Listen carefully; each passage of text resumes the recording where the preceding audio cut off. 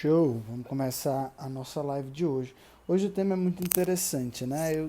Como falei, eu já fiz uma pesquisa sobre comportamento emocional e uma das pessoas eu perguntei assim: o que é que você acha que você pode fazer para resolver o seu problema, né? Para você realmente deslanchar na vida. E a pessoa me respondeu: sair do aluguel. E eu achei isso uma resposta muito interessante e até inusitada. Porque hoje, quanto mais a gente estuda e vê questões de inteligência financeira, a gente vê que a solução não, o mais indicado cada vez menos é você sair do aluguel. Né? Hoje se vê uma vantagem muito grande no pagamento de aluguel. Inclusive, é uma moda que está hoje nos Estados Unidos e que está vindo aqui para o Brasil aos poucos, que aquelas pessoas que trabalham com real estate, né? Que é você comprar grandes prédios, dividir em pequenos lugares e alugar para as outras pessoas e você mesmo viver de aluguel. Porque você ter uma casa é como se você tivesse com dinheiro parado. Enfim, eu estou falando isso. Deixa eu só limpar a lente aqui do coisa. Eu estou falando isso, mas eu sou de longe. Olha aí, CDL Genética, meu amigo Tibúrcio que entrou aí agora ao vivo para nós. Fala aí, Tibúrcio. Mas eu sou de longe a pessoa mais indicada para dar uma direção para você se você deve ou não sair do aluguel. Isso tem que ser uma decisão completamente sua, né? Uma questão de inteligência financeira. Mas eu trouxe esse tema para cá porque há um tempo atrás, por exemplo, eu ouvi falar em uma mulher que o problema dela é que ela não conseguia pegar o carro para dirigir, por isso ela não conseguia ir pegar os filhos na hora, por isso ela estava perdendo tempo. E o problema da vida dela era porque ela não estava conseguindo mais dirigir, ela estava com medo de dirigir. E de longe, a gente, quando é terapeuta, quando a gente estuda, a gente identifica logo que dificilmente aquele é o problema da vida dela, mas aquela é a justificativa imediata que ela usa para ficar num lugar ruim, sim, na vida dela. Mas que dificilmente aquela é o grande problema da vida dela. E aí, eu vou, na verdade, vou encerrar essa live aqui. Deixa eu encerrar essa live aqui. Eu vou falar e vou para Jovitor Salles e vou fazer uma live lá no outro. Porque lá no meu outro Instagram tava dando um monte de gente e eu gosto disso, sabe? Eu gosto disso. É um desafio falar para as pessoas assim. Então vou começar essa outra live aqui. Vamos lá, ao vivo. Olha só.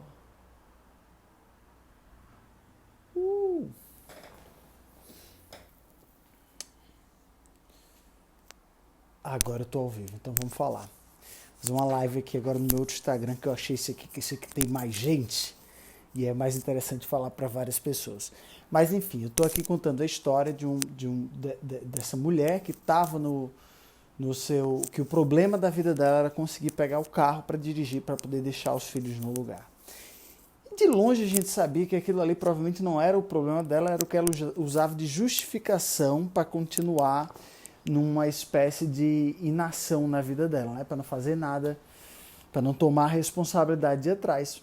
E logo foi-se resolvido especificamente esse problema, porque quando você começa a fazer a terapia, o autoconhecimento, desse tipo de autoconhecimento que eu me profissionalizei e que eu aprendi, você consegue resolver problemas específicos com ele, sim. Você consegue pegar esse problema e dizer, não, o meu problema é que eu não estou conseguindo, por exemplo, ter foco nos meus estudos. E aí você consegue fazer um processo só para resolver isso na vida dessa pessoa. Só que a gente não indica fazer isso porque geralmente não ter foco não é o problema, não ter foco é um sintoma que a pessoa está sentindo devido a uma falta de autoconhecimento, devido a um desequilíbrio emocional. Né? Então, a gente tenta não resolver o sintoma, mas tem gente que fala, não, isso é o que eu estou sentindo, isso é o que eu quero resolver, então é isso que eu vou resolver. E a gente vai lá e resolve. E essa mulher começou a pegar no carro e conseguiu dirigir e estava indo deixar os filhos no colégio. Mas isso não resolveu o problema da vida dela. Ela continuou uma pessoa muito triste, mesmo a gente tendo resolvido aquele problema. Então a mesma coisa da pessoa que me falou que queria sair do aluguel. O problema dele era o aluguel. Só que isso, provavelmente, não conseguir sair do aluguel é um sintoma que ele estava sentindo devido a uma instabilidade, seja financeira, seja uma insatisfação com alguma coisa. Porque, logicamente, a gente sabe hoje que não necessariamente sair do aluguel é a melhor escolha. Mas se isso é uma escolha para você, não tem problema, longe de mim julgar. As pessoas nessa esperança de sair do aluguel acabam fazendo o quê? Financiando casas e ficando eternamente tendo que pagar essas casas pro resto da vida, e quando consegue pagar, as casas vão para os filhos, elas nem conseguem, então viram uma espécie de aluguel e elas conseguem deixar a casa ali para os filhos. Olha a Laurita aí, que entrou na minha live. Fala, Lauríssima! Estou falando aqui de terapia, tá? Mas de um assunto muito específico. Estou falando que conheci uma pessoa que disse que a solução para a vida dela era sair do aluguel. E aí, fala, Niane entrando aí também. Enfim, essa pessoa falava que a solução da vida dela, que o problema da vida dela era sair do aluguel. E eu estou aqui explicando como muitas vezes essas coisas que a gente acha que é a solução da nossa vida é só uma justificação para que a gente não faça um processo de autoconhecimento para se tornar uma pessoa melhor, né? Então a gente fica botando esses problemas como justificação na frente das coisas para, enfim, simplesmente para não ir atrás de fazer uma bela de uma terapia. E aí, apesar de a gente conseguir resolver os sintomas, se uma pessoa falar, eu quero sair do aluguel, a gente vai lá e aplica terapia específico para essa dificuldade. A gente faz um manejo de ética, a gente faz um manejo de supressão, a gente vai lá diretamente nesse problema com ela. E ela sai do bendito aluguel. Sabe o que ela faz? Ela arranja um outro problema para substituir. Porque as pessoas têm um tom crônico emocional. E toda vez que você resolve aquele problema imediato que ela está reclamando, ela arranja outro para poder manter ela naquele tom emocional crônico. Eu não sei se vocês já conheceram uma pessoa que é cronicamente deprimida, ou que é cronicamente raivosa, ou que é cronicamente antagonística. Cronicamente antagonística é aquela pessoa que reclama de tudo o tempo inteiro. Eu conheci várias pessoas assim. Essas pessoas estão cronicamente numa emoção que a gente chama antagonismo. E se você tenta tirar ela do antagonismo, ela vai arranjar outro problema para ela poder voltar para o antagonismo. Uma pessoa que está cronicamente na raiva é aquela pessoa que tudo que ela tenta melhorar, tudo que ela tenta consertar, ela quebra. Não sei se vocês já perceberam, já conviveram com essas pessoas também. Ela fala, nada tá bom. Uma pessoa que é cronicamente antagonística, nada tá bom para essa pessoa. Nada. Né?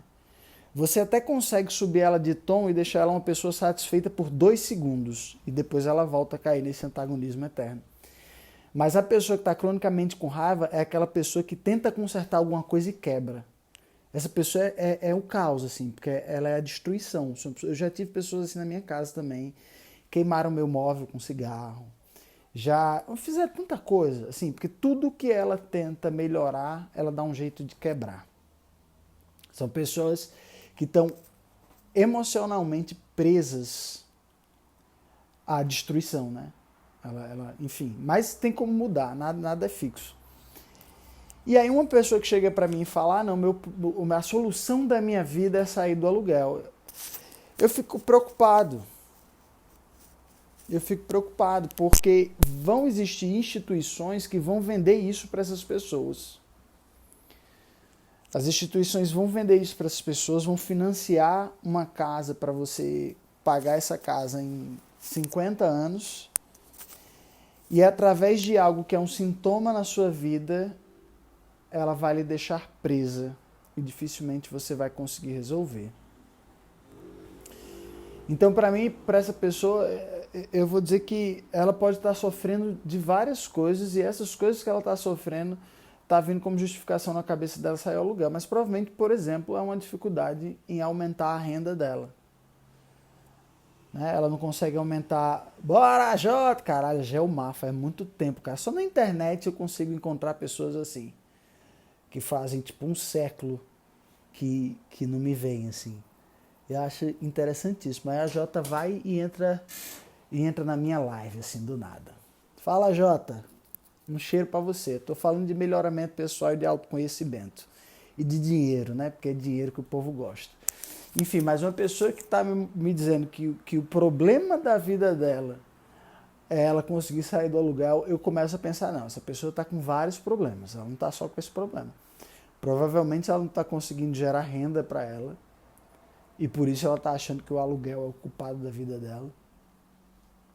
Essa pessoa está com dificuldade no trabalho. Ou existe na criação da... Por isso que dizem... Eu não posso nem falar isso aqui ao vivo, que o povo vai me julgar muito. Mas dizem que a galera mais simples tem o sonho de ter a casa própria. E aí tem aquelas instituições que se alimentam do sonho da casa própria. Eu acho que todo mundo já viu, né? Uma propaganda que fala sobre o sonho da casa própria. Olha que coisa mais linda. O sonho da casa própria. E é incrível, porque se uma criança ela nasce numa família cujos pais têm o sonho da casa própria, é muito fácil que essa criança, de tanto escutar isso, resuma a vida dela ao sonho da casa própria. Então, esse é um grande perigo. Se você tem pais ou familiares que têm sonhos pequenos ou sonhos simples, apesar de que o sonho da casa própria para uma família pode ser algo muito grande, por isso que eu fico meio receoso de falar isso aqui, mas se você tem, seus pais têm determinados sonhos, é muito possível que isso seja passado para você.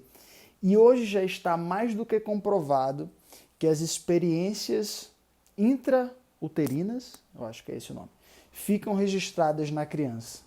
Então todo o diálogo que se tem em volta de uma mulher grávida é registrado na criança até que ela possa dar significado àquelas palavras.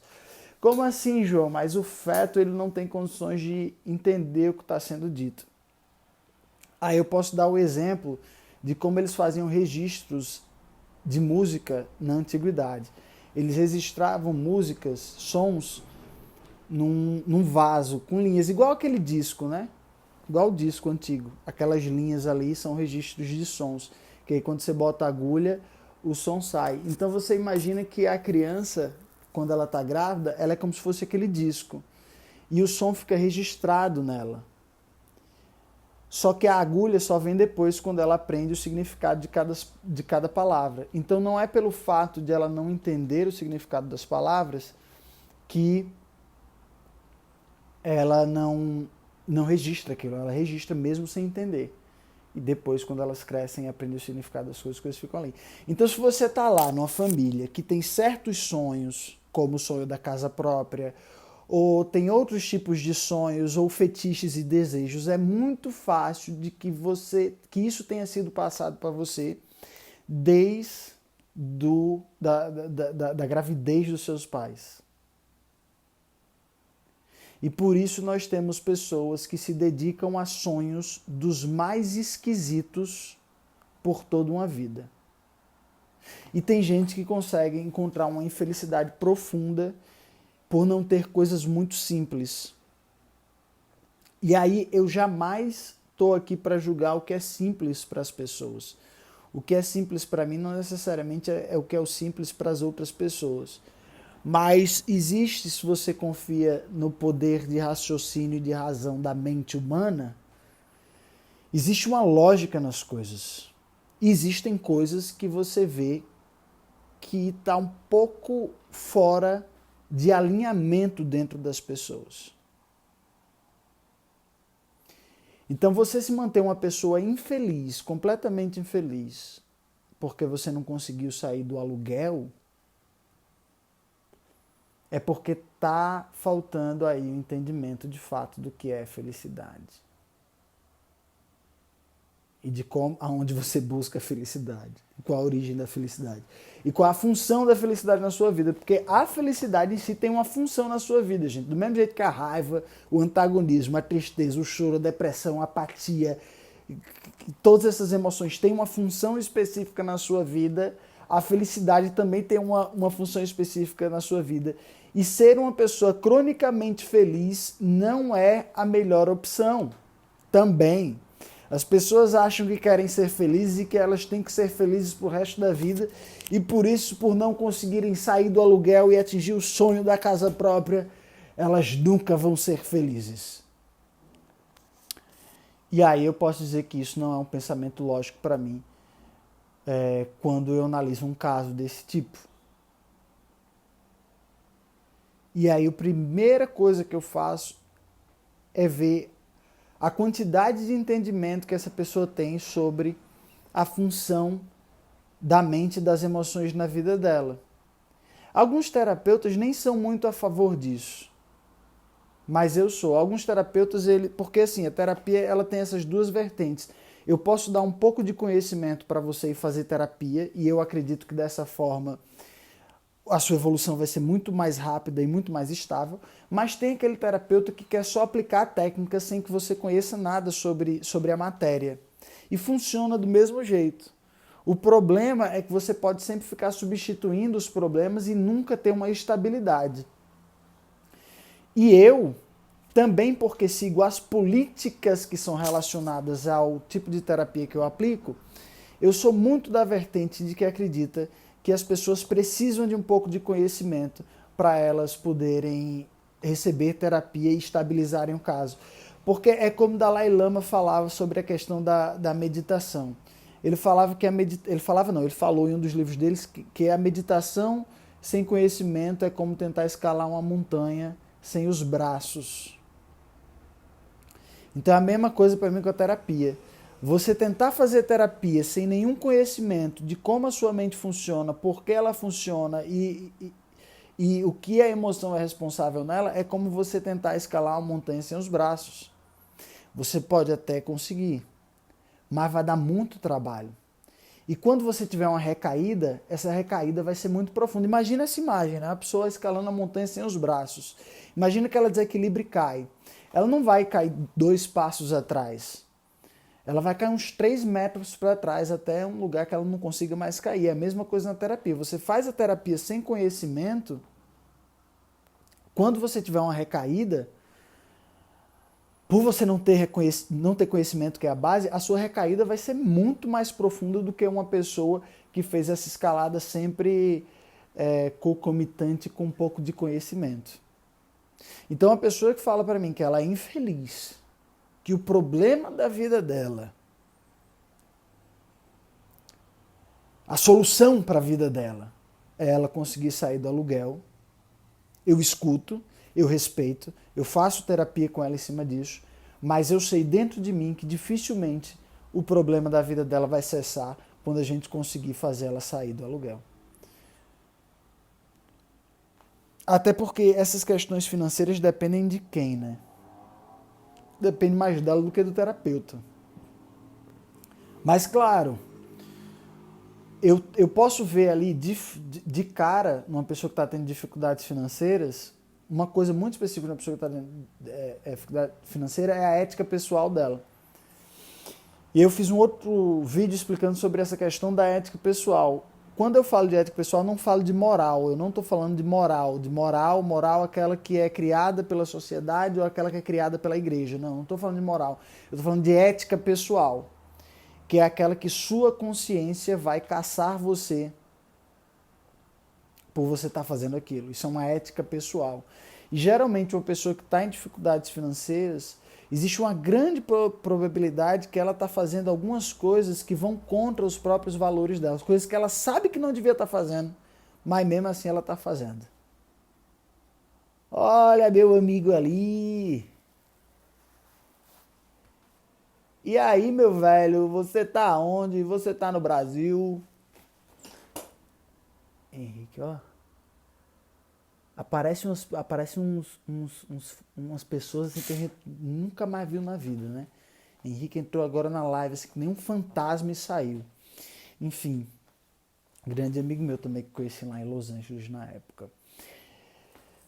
Voltando a isso. Então, rapidamente eu já começo, eu já vou querer fazer um manejo de ética pessoal com essa pessoa, para ver o que é que ela está fazendo que vai contra o que ela mesma acredita.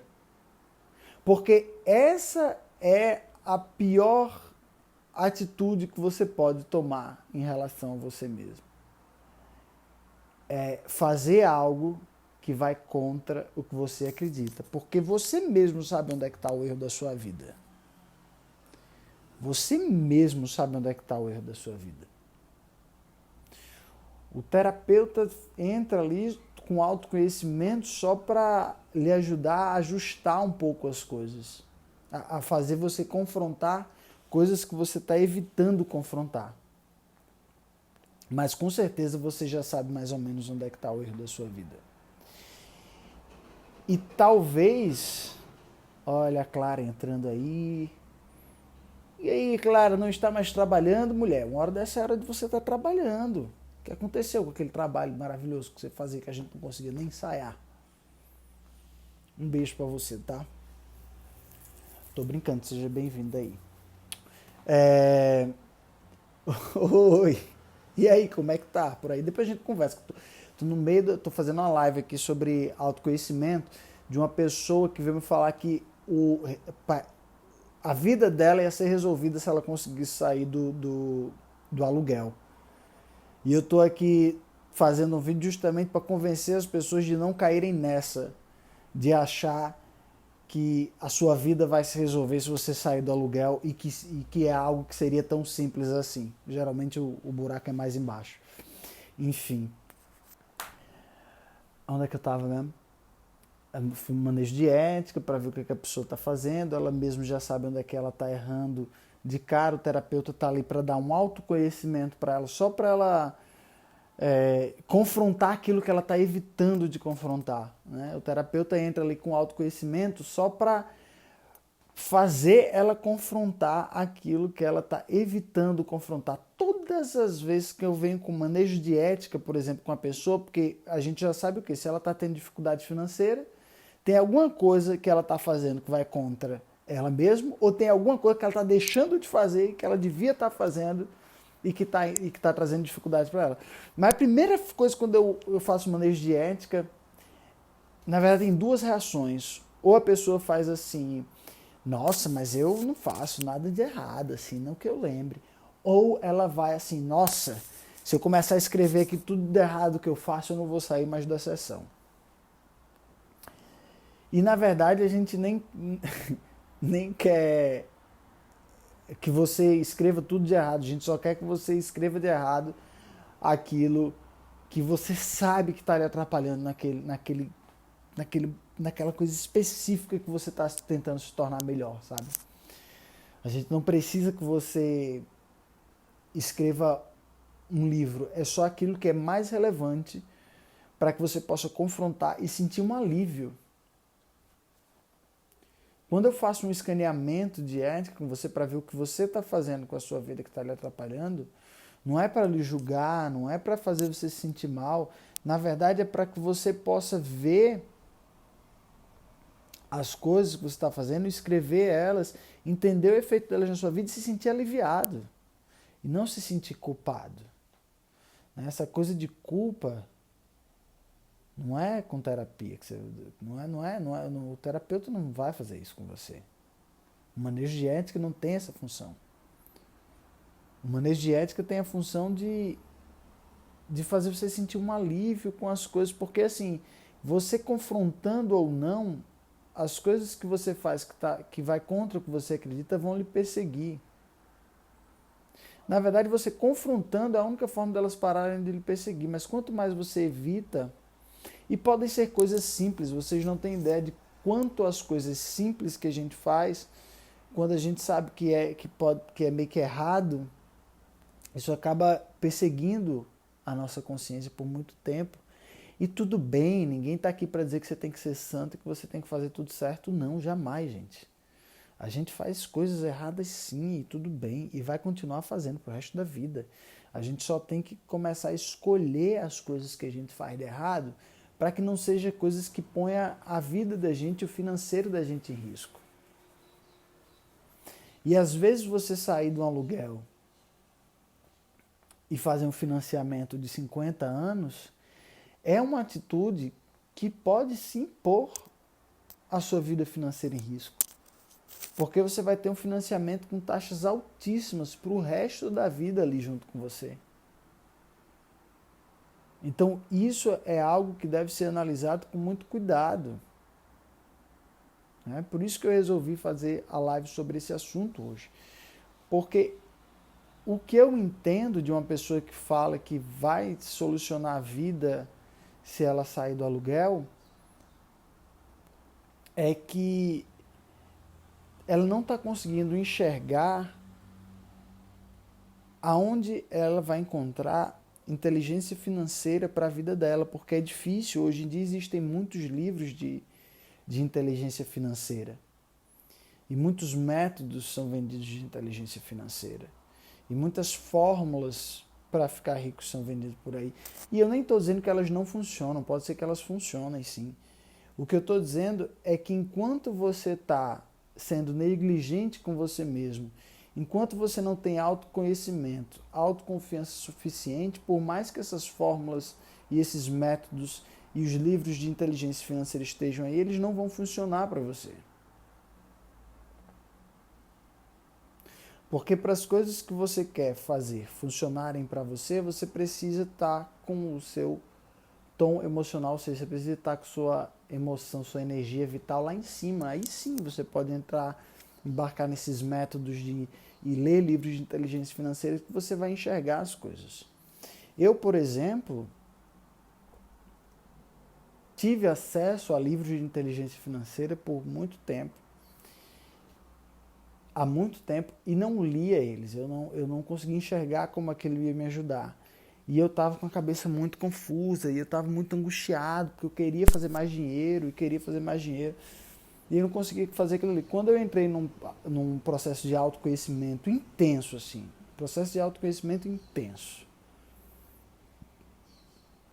eu comecei a pensar, gente, por que eu não leio esses livros? Deu certo para meu amigo, deu certo para essa outra pessoa, todo mundo fala que é bom, por que eu não leio? Era como se a solução estivesse na minha cara e eu estivesse fugindo da solução.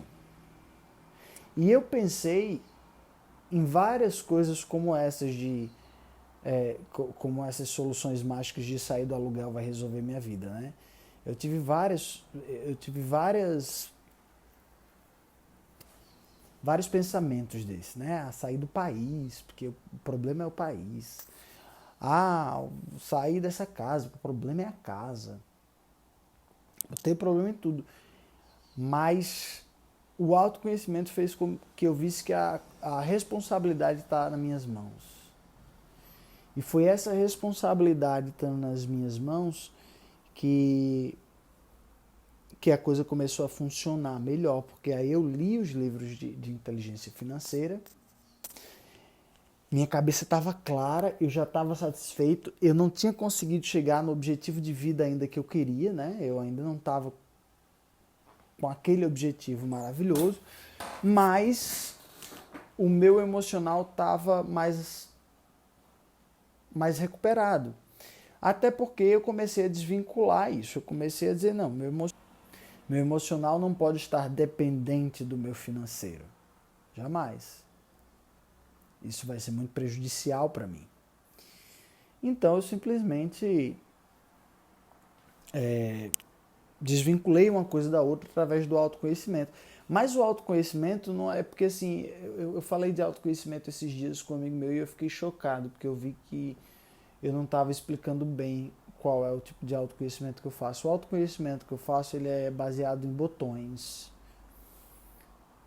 que a gente vai apertando e ele vai fazendo com que você se sinta melhor. Não é o autoconhecimento de ficar fazendo perguntas reflexivas. Qual o seu objetivo de vida? Como você se comporta na frente das pessoas? Não é esse tipo de coisa. Não é esse tipo de autoconhecimento. Não é esse tipo de análise. Pelo contrário, na verdade a gente vai apertando botões. O que são botões? São botões emocionais. Por exemplo, eu vou pedindo... Esse autoconhecimento está totalmente desvinculado do que você vive no seu dia a dia. A gente está mais preocupado em reabilitar a sua capacidade de ser feliz. Então, eu vou sim perguntar... Eu não, né? No livro que vai junto, tem perguntas mais do tipo: lembre-se da última vez que você esteve satisfeito.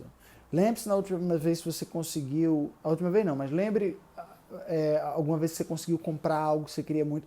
Então são vários botões que a gente vai apertando de perguntas específicas que foi descoberto que essas perguntas têm a capacidade de elevar a sua energia vital e deixar o seu emocional bem. Então é como se fossem botões que a gente vai apertando e isso tem um efeito imediato no seu dia. Tipo, você faz 20 minutos por dia e o efeito já vem logo depois de desvincular problemas, desvincular você dos seus problemas. Então, desvincular, por exemplo, o seu emocional do seu problema financeiro. Porque isso faz com que você consiga realmente ver a solução para uma questão financeira que você esteja vivendo. E aí sim você vai poder analisar com mais clareza o que é realmente que você quer fazer na vida. Se é sair do aluguel ou se é fazer uma quantidade suficiente de dinheiro em que seu aluguel seja só 10% do que você ganha. Porque aí eu acho que o aluguel não iria lhe incomodar, né? Então é nesse ponto, o tipo de autoconhecimento não é autorreflexão. Eu vou até fazer um vídeo sobre isso. É uma questão de botões que a gente aperta e que esses botões apertados eles têm a capacidade de desvincular ou de desligar o sofrimento excessivo que você carrega na vida. Porque, afinal de contas, se você está vivo, significa que você tem mais acertos do que erro. E é nesses botões dos acertos que a gente foca. Beleza? Por hoje é isso. Eu devo ter ficado olhando para lá e para cá, mas é porque eu estou fazendo uma live no Instagram, no meu Instagram pessoal e no meu Instagram como terapeuta. Bora, sapo! Sapo entrando aí. Cara, tem umas galera entrando assim na minha live, uma galera que eu não vejo, não falo há uns 10 anos, assim. Sem brincadeira. Mas que bom que estão entrando. Mas já estava terminando, Sapão, a minha live aqui falando de autoconhecimento, né? Da terapia que eu sou formado e que hoje eu trabalho com ela. Enfim, o que eu estava falando? Sim, eu vou fazer até um vídeo sobre isso, sobre como essa terapia, como esse autoconhecimento é de um modo totalmente diferente, porque aqui eu não quero que você fique se julgando, não é auto-julgamento. É autoconhecimento, não é de você ficar não é auto-reflexão. É simplesmente de você começar a entender como sua mente funciona e que tem certos botões da sua mente que a gente pode apertar e que vai desligar o sofrimento excessivo que você tem de algumas coisas, sim. E para que aí você possa começar a ver melhores soluções, ver melhores formas de ganhar dinheiro, conseguir aumentar muito a sua eficiência no trabalho, aumentar a quantidade de grana que entra na sua conta, para aí sim você ver se o aluguel é um problema na sua vida. E aí, se for, você compra uma casa, mas tenta comprar ou com financiamento muito baixo, ou compra logo à vista, que aí você vai ficar milionário, você já compra logo tudo à vista. Beleza? Beijocas para vocês. Obrigado pela presença de todos. E até mais tarde. Mais tarde eu faço outra live.